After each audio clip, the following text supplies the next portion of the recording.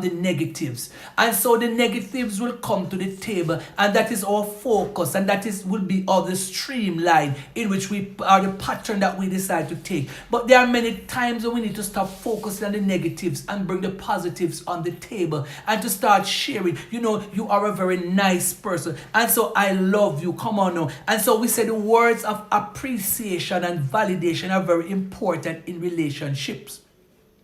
And so we ask the question, when last have you told your partner that you love him or her? When last have you told your partner that you appreciate him or her? When last have you actually engaged with your partner in terms of saying to the partner certain keywords, right? Those compliments, those validations in terms of let them feel as if they are appreciated. Because let me share with you, the person whose love language is words of affirmation, this person feels appreciated. This person will feel understood when you portray these words to the person. And so sometimes couples will say, I am not hearing it. And so when you go outside, for example, a scenario was brought to the table. This woman was not getting the words of affirmation, but she went on a public transportation, and while she was traveling, a young man on the bus was complimenting her. A young man on the bus was saying nice things to her, and it drew her attention, because the truth is many times couples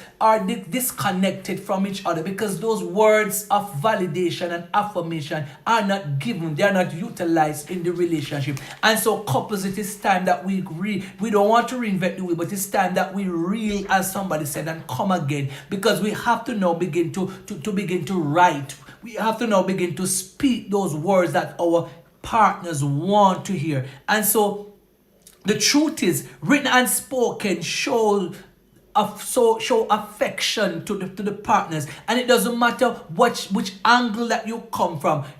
A research was done, and it says that these expressions make partners feel understood and appreciated. And so if you want your partners to start feeling appreciated, understood, the only time they get a compliment is in the bedroom, and that should not be. The only time that they hear that I love you is in the bedset. I remember I spoke about mindset, and we can't have a fixed mindset, because a fixed mindset is very narrow in scope and in principle. And so tonight it is for us to start building this, the kind of mindset that we want to build, a growth mindset. How can I make my relationship better? What new words can I echo to my wife or to my husband? What is it that they want to hear? And so sometimes we have to do the quizzes. Sometimes we have to do the checklists to appreciation. We have to get the narratives couples, because we can't allow the enemies like a warring, encouraging word, right? And so we move now, couples, into the next love language, quality time. Spending quality time together. On average, it is said that for most part, 3/4, majority of couples do not spend quality time together.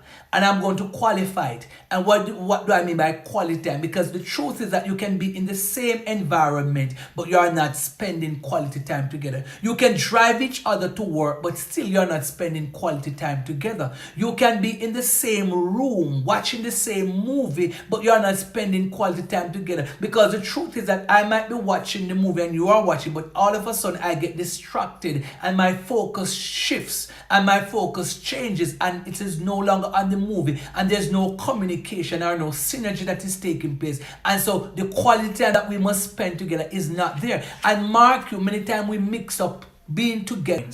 We want to bring the variables to the table. What do we mean by spending quality time together? Because quality time that we spend together must be adored, must be something that the couples want. Quality time is that both partners want to be around each other. Both partners want to be in each other's space. Both partners want to be all over each other. And so spending this quality time together, come on, whether you're going to hang out, whether you're going to be watching a movie together, should be both of you, not the children. And we miss it sometimes because we think that spending quality time together, we have to involve the children, but the children don't have to be involved. In fact, the children are not supposed to be involved, because the chemistry and the connection must be spending quality time together is muffled by the fact that we are involving the children, and the children are not to be involved. So let me ask you, how much time do you spend together on average?